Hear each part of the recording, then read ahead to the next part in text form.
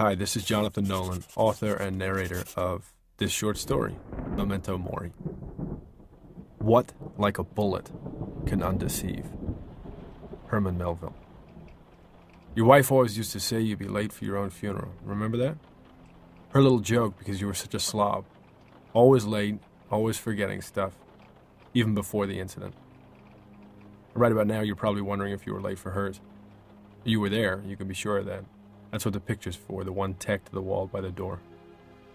It's not customary to take pictures at a funeral, but somebody, your doctors, I guess, knew you wouldn't remember. They had it blown up nice and big and stuck it right there next to the door so you couldn't help but see it every time you got up to find out where she was. The guy in the picture, the one with the flowers, that's you. And what are you doing? You're reading the headstone, trying to figure out whose funeral you're at. Same as you're reading it now, trying to figure why someone stuck the picture next to your door. But why bother reading something that you won't remember? She's gone for good, and you must be hurting right now hearing the news. Believe me, I know how you feel. You're probably a wreck. But give it 5 minutes, maybe 10, maybe you can even go a whole half hour before you forget. But you will forget, I guarantee it. A few more minutes and you'll be heading for the door looking for her all over again, breaking down when you find the picture. How many times do you have to hear the news before some other part of your body, other than that busted brain of yours, starts to remember? Never-ending grief, never-ending anger, useless without direction. Maybe you can't understand what's happened. Can't say I really understand either. Backwards amnesia, that's what the sign says. CRS disease. Your guess is as good as mine. Maybe you can't understand what happened to you, but you remember what happened to her, don't you?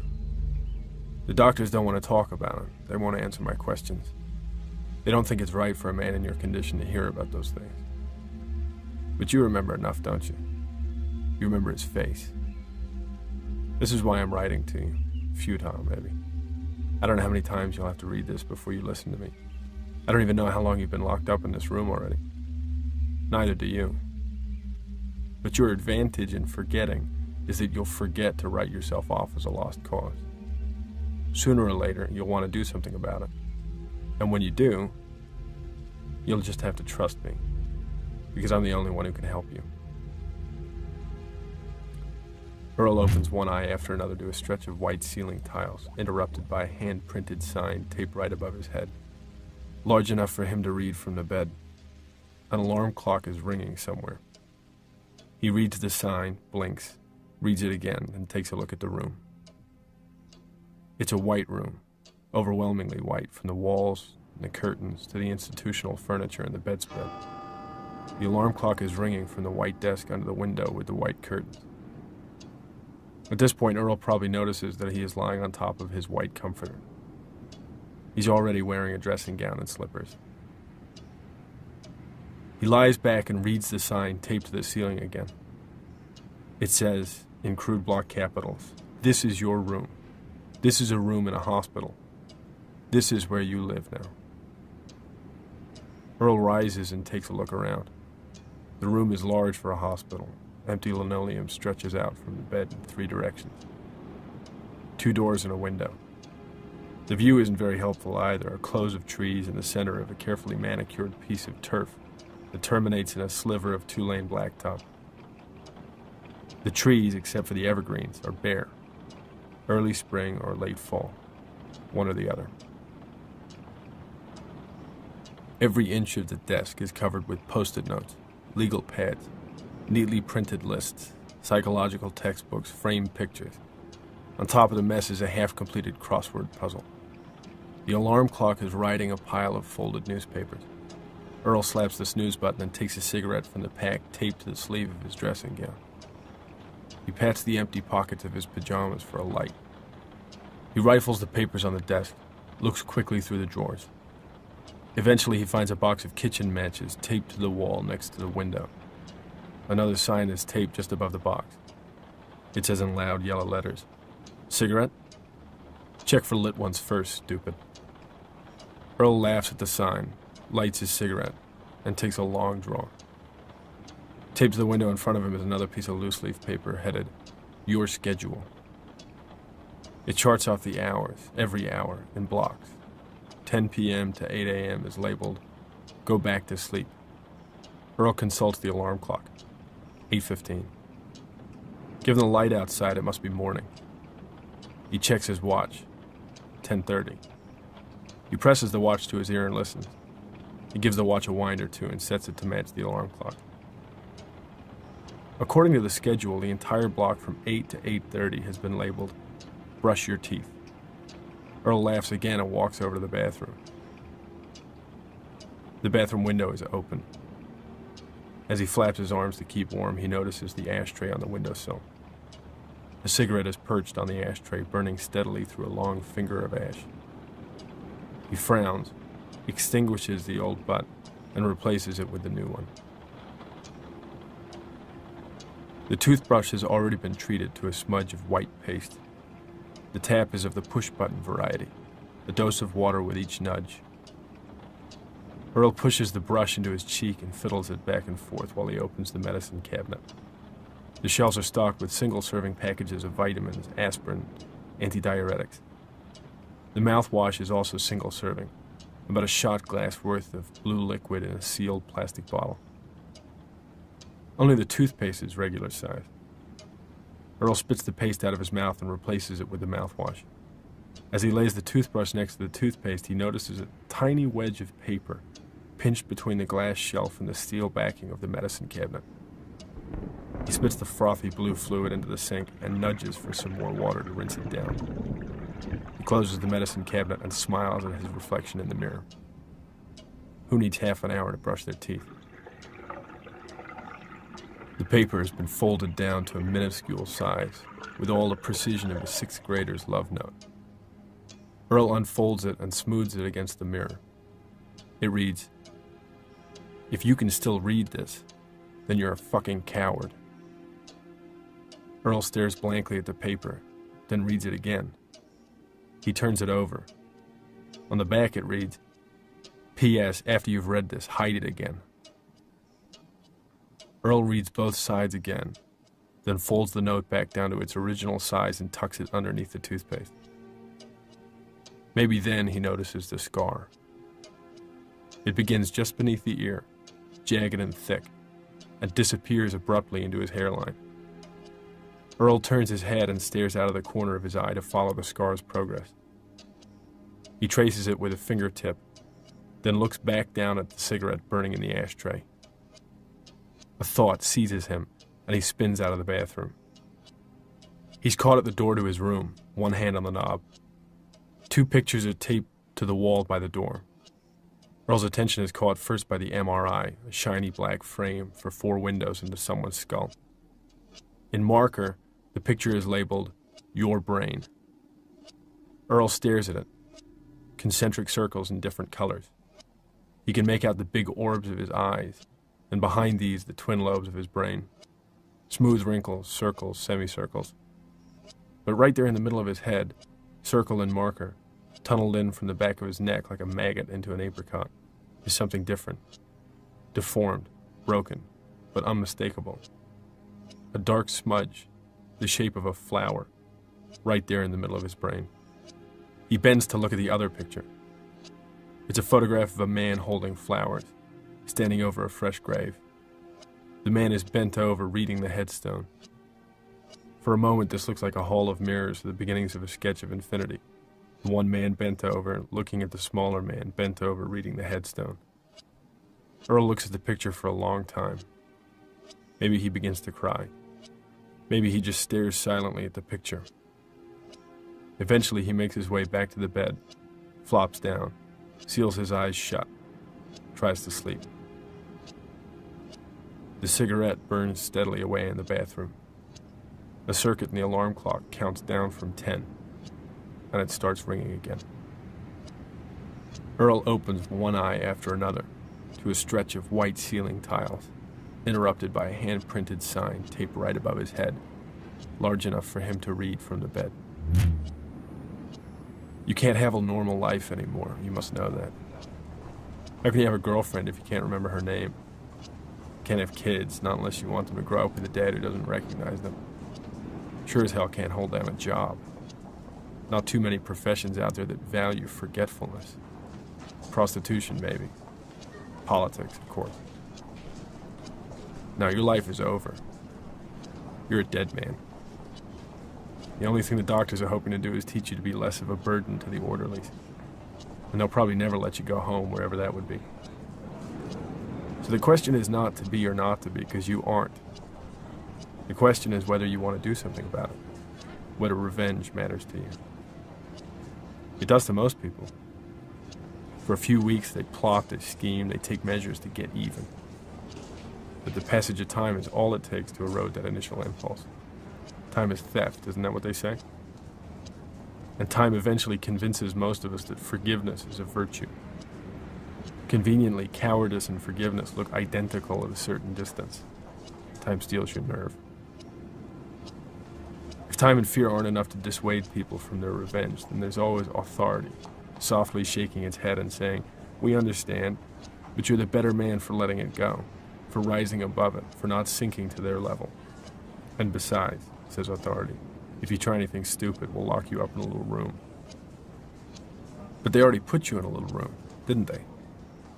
Only they don't really lock it, or even guard it too carefully, because you're a cripple, a corpse, a vegetable, who probably wouldn't even remember to take a shit or eat if someone wasn't there to remind you.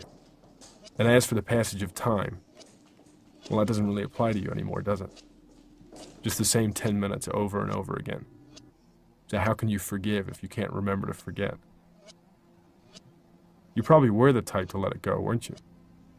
Before. But you're not the man you used to be. Not even half. You're a fraction. You're the 10-minute man. Of course, weakness is strong. It's the primary impulse. You'd probably prefer to sit in your little room and cry. Live in your finite collection of memories, carefully polishing each one. Half a life, set behind glass and pinned to cardboard like a collection of exotic insects. You'd like to live behind that glass, wouldn't you? Preserved in aspic. You'd like to, but you can't, can you? You can't because of the last addition to your collection. The last thing you remember. His face. His face and your wife looking to you for help. And maybe this is where you can retire to when it's over. Your little collection. They can lock you back up in another little room, and you can live the rest of your life in the past. But only if you've got a little piece of paper in your hand that says you got him. You know I'm right. You know there's a lot of work to do. It may seem impossible, but I'm sure if we all do our part, we'll figure something out. You don't have much time. You've only got about 10 minutes, in fact. Then it starts all over again. So do something with the time you've got. Earl opens his eyes and blinks into the darkness. The alarm clock is ringing. It says 3:20, and the moonlight streaming through the window means it must be the early morning. Earl fumbles for the lamp, almost knocking it over in the process. Incandescent light fills the room, painting the metal furniture yellow, the walls yellow, the bedspread too. He lies back and looks up at the stretch of yellow ceiling tiles above him, interrupted by a handwritten sign taped to the ceiling. He reads the sign 2, maybe 3 times, then blinks at the room around him. It's a bare room. Institutional, maybe. There's a desk over by the window. The desk is bare except for the blaring alarm clock. Earl probably notices at this point that he is fully clothed. He even has his shoes on under the sheets. He extracts himself from the bed and crosses to the desk. Nothing in the room would suggest that anyone lived there, or ever had, except for the odd scrap of tape stuck here and there to the wall. No pictures, no books, nothing. Through the window he can see a full moon shining on carefully manicured grass. Earl slaps the snooze button on the alarm clock and stares a moment at the 2 keys taped to the back of his hand. He picks at the tape while he searches through the empty drawers. In the left pocket of his jacket, he finds a roll of $100 bills and a letter sealed in an envelope. He checks the rest of the main room and the bathroom. Bits of tape, cigarette butts, nothing else. Earl absent-mindedly plays with the lump of scar tissue on his neck and moves back towards the bed. He lies back down and stares up at the ceiling and the sign taped to it. The sign reads, "Get up. Get out right now. These people are trying to kill you." Earl closes his eyes. They tried to teach you to make lists in grade school, remember? Back when your day planner was the back of your hand. And if your assignments came off in the shower, well, they didn't get done. No direction, they said, no discipline. So they tried to get you to write it all down somewhere more permanent. Of course, your grade school teachers would be laughing their pants wet if they could see you now, because you've become the exact product of their organizational lessons. Because you can't even take a piss without consulting one of your lists. They were right. Lists are the only way out of this mess. Here's the truth. People, even regular people, are never just any one person with one set of attributes. It's not that simple. We're all at the mercy of the limbic system, clouds of electricity drifting through the brain.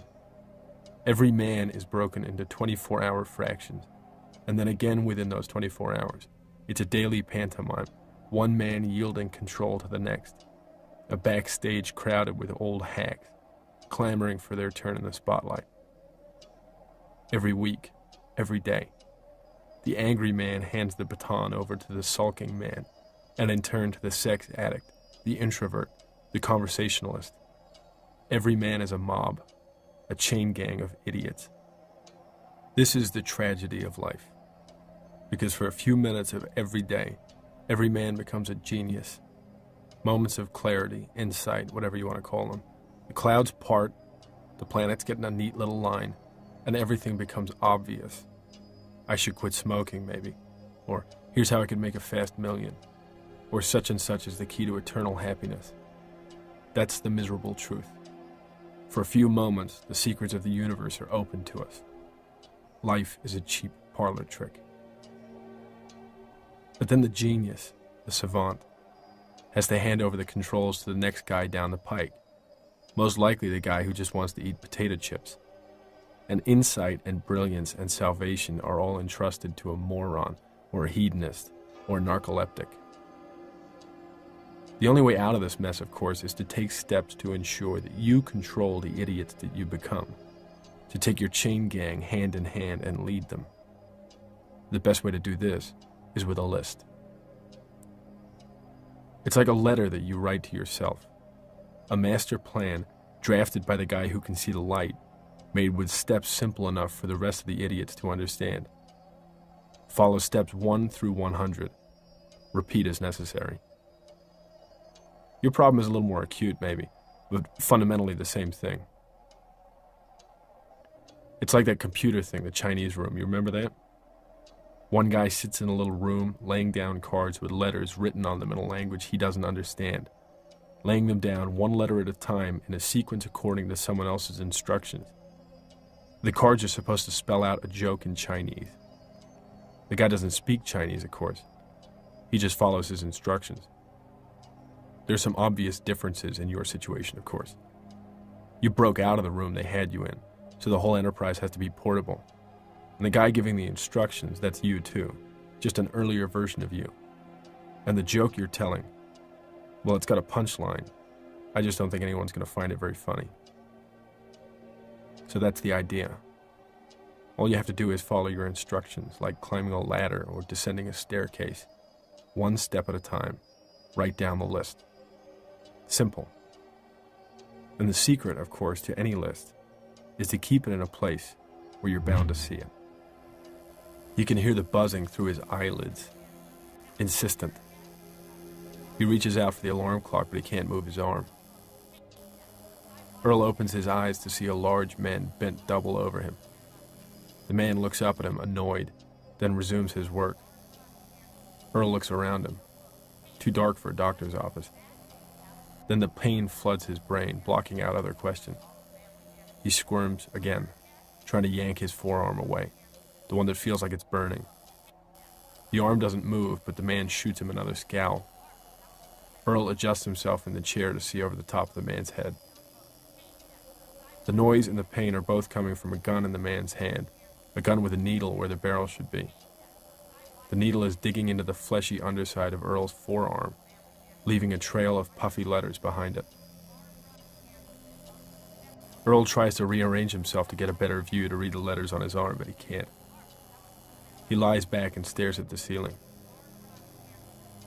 Eventually, the tattoo artist turns off the noise, wipes Earl's forearm with a piece of gauze, and wanders over to the back to dig up a pamphlet describing how to deal with a possible infection.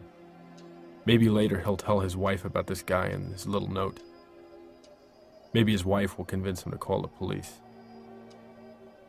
Earl looks down at his arm. The letters are rising up from the skin, weeping a little.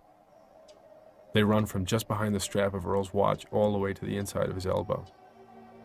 Earl blinks at the message and reads it again. It says, in careful little capitals, "I raped and killed your wife. It's your birthday today, so I got you a little present.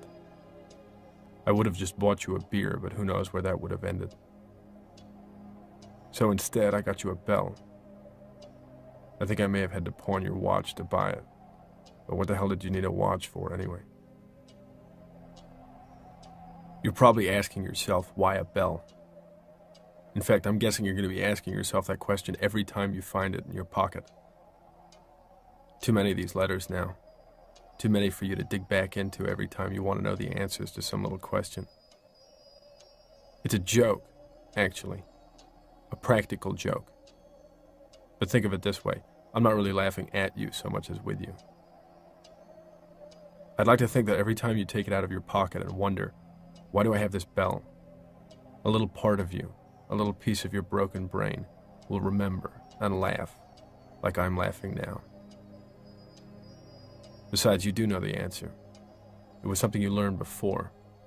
So if you think about it, you'll know. Back in the old days, people were obsessed with the fear of being buried alive. You remember now? Medical science not being quite what it is today, it wasn't uncommon for people to suddenly wake up in a casket. So rich folks had their coffins outfitted with breathing tubes. Little tubes running up to the mud above, so that if someone woke up when they weren't supposed to, they wouldn't run out of oxygen. Now they must have tested this out and realized that you could shout yourself hoarse through the tube, but it was too narrow to carry much noise. Not enough to attract attention, at least. So a string was run up the tube to a little bell attached to the headstone. If a dead person came back to life, all he had to do was ring his little bell till someone came and dug him up again. I'm laughing now, picturing you on a bus, or maybe in a fast food restaurant, reaching into your pocket and finding your little bell, and wondering to yourself where it came from, why you have it. Maybe you'll even ring it. Happy birthday, buddy. I don't know who figured out the solution to our mutual problem, so I don't know whether to congratulate you or me. A bit of a lifestyle change, admittedly, but an elegant solution nonetheless. Look to yourself for the answer. That sounds like something out of a Hallmark card. I don't know when you thought it up, but my hat's off to you. Not that you know what the hell I'm talking about, but honestly, a real brainstorm. After all, everybody else needs mirrors to remind themselves who they are. You're no different. The little mechanical voice pauses, then repeats itself. It says, "The time is 8 a.m. This is a courtesy call." Earl opens his eyes and replaces the receiver. The phone is perched on a cheap veneer headboard that stretches behind the bed, curves to meet the corner, and ends at the minibar. The TV is still on, blobs of flesh color nattering away at each other. Earl lies back down and is surprised to see himself, older now, tanned, the hair pulling away from his head like solar flares. The mirror on the ceiling is cracked, the silver fading in creases. Earl continues to stare at himself, astonished by what he sees. He is fully dressed, but the clothes are old, threadbare in places. Earl feels the familiar spot on his left wrist for his watch, but it's gone. He looks down from the mirror to his arm. It's bare, and the skin has changed to an even tan, as if he never owned a watch in the first place. The skin is even in color except for the solid black arrow on the inside of Earl's wrist, pointing up his shirt sleeve. He stares at the arrow for a moment. Perhaps he doesn't try to rub it off anymore. He rolls up his sleeve. The arrow points to a sentence tattooed along Earl's inner arm. Earl reads the sentence once, maybe twice. Another arrow picks up at the beginning of the sentence, points further up Earl's arm, disappearing under the rolled-up shirt sleeve. He unbuttons his shirt. Looking down at his chest, he can make out the shapes, but cannot bring them into focus. So he looks up at the mirror above him. The arrow leads up Earl's arm, crosses at the shoulder, and descends onto his upper torso, terminating in a picture of a man's face that occupies most of his chest. The face is that of a large man, balding, with a mustache and a goatee. It's a particular face, but like a police sketch, it has a certain unreal quality. The rest of his upper torso is covered in words, phrases, bits of information, and instructions, all of them written backward on Earl, forward in the mirror. Eventually, Earl sits up, buttons his shirt, and crosses to the desk. He takes out a pen and a piece of notepaper from the desk drawer, sits, and begins to write. I don't know where you'll be when you read this. I'm not even sure if you'll bother to read this. I guess you don't need to. It's a shame, really, that you and I will never meet. But like the song says, by the time you read this note, I'll be gone. We're so close now. That's the way it feels. So many pieces put together, spelled out. I guess it's just a matter of time until you find them. Who knows what we've done to get here? Must be a hell of a story if you could only remember any of it. I guess it's better that you can't. I had a thought just now, and maybe you'll find it useful. Everybody's waiting for the end to come. But what if it already passed us by? What if the final joke of Judgment Day was that it had already come and gone, and we were none the wiser? Apocalypse arrived quietly, the chosen are herded off to heaven, and the rest of us, the ones who failed the test, just keep on going oblivious, dead already, wandering around long after the gods have stopped keeping score, still optimistic about the future. I guess if that's true, then it doesn't matter what you do. No expectations. If you can't find him, then it doesn't matter because nothing matters. And if you do find him, then you can kill him without worrying about the consequences. Because there are no consequences. That's what I'm thinking about right now in this scrappy little room. Framed pictures of ships on the wall. I don't know, obviously, but if I had to guess, I'd say we're somewhere up the coast. If you're wondering why your left arm is 5 shades browner than your right, I don't know what to tell you. I guess we must have been driving for a while. And no, I don't know what happened to your watch. And all these keys? I have no idea. Not a one that I recognize. Car keys, house keys, and little fiddly keys with padlocks. What have we been up to? I wonder if he'll feel stupid when you find him. Tracked down by the 10-minute man. Assassinated by a vegetable. I'll be gone in a moment. I'll put down the pen, close my eyes, and then you can read this through if you want. I just wanted you to know that I'm proud of you. No one who matters is left to say it. No one left is going to want to. Earl's eyes are wide open, staring through the window of the car. Smiling eyes. Smiling through the window at the crowd gathering across the street. The crowd gathering around the body in the doorway. The body emptying slowly across the sidewalk and into the storm drain. A stocky guy, face down, eyes open. Balding head, goatee. In death, as in police sketches, faces tend to look the same. This is definitely somebody in particular, but really it could be anybody. Earl is still smiling at the body as the car pulls away from the curb. The car? Who's to say? Maybe it's a police cruiser. Maybe it's just a taxi. As the car is swallowed into traffic, Earl's eyes continue to shine out into the night, watching the body until it disappears into a circle of concerned pedestrians. He chuckles to himself as the car continues to make distance between him and the growing crowd. Earl's smile fades a little. Something has occurred to him. He begins to pat down his pockets, leisurely at first, like a man looking for his keys, then a little more desperately. Maybe his progress is impeded by a set of handcuffs. He begins to empty the contents of his pockets out onto the seat next to him. Some money, a bunch of keys, scraps of paper. A round metal lump rolls out of his pocket and slides across the vinyl seat. Earl is frantic now. He hammers at the plastic divider between him and the driver, begging the man for a pen. Perhaps the cabbie doesn't speak much English. Perhaps the cop isn't in the habit of talking to suspects. Either way, the divider between the man in front and the man behind remains closed. A pen is not forthcoming. The car hits a pothole, and Earl blinks at his reflection in the rearview mirror. He's calm now. The driver makes another corner, and the metal lump slides back over to rest against Earl's leg with a little jingle. He picks it up and looks at it, curious now. It's a little bell. Inscribed on it are his name and a set of dates. He recognizes the first one, the year in which he was born. But the second date means nothing to him. Nothing at all.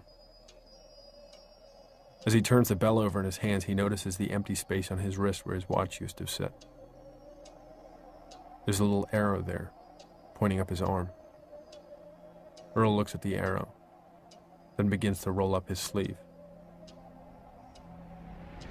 "You'd be late for your own funeral," she'd say. "Remember?" The more I think about it, the more trite that seems.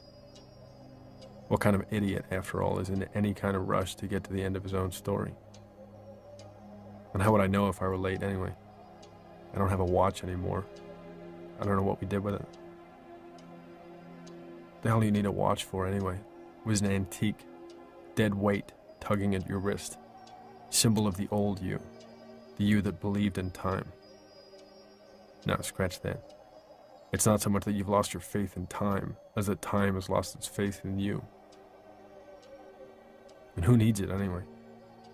Who wants to be one of those saps living in the safety of the future, in the safety of the moment after the moment in which they felt something powerful, living in the next moment in which they feel nothing, crawling down the hands of the clock away from the people who did unspeakable things to them, believing the lie that time will heal all wounds, which is just a nice way of saying that time deadens us. But you're different. You're more perfect. Time is 3 things for most people, but for you, for us, just one. A singularity. One moment. This moment. Like you're the center of the clock. The axis on which the hands turn. Time moves about you, but never moves you. It has lost its ability to affect you. What is it they say? That time is theft? But not for you. Close your eyes and you can start all over again. Conjure up that necessary emotion, fresh as roses. Time is an absurdity, an abstraction. The only thing that matters is this moment. This moment 1,000,000 times over. You have to trust me. If this moment is repeated enough, if you keep trying, and you have to keep trying, eventually you'll come across the next item on your list.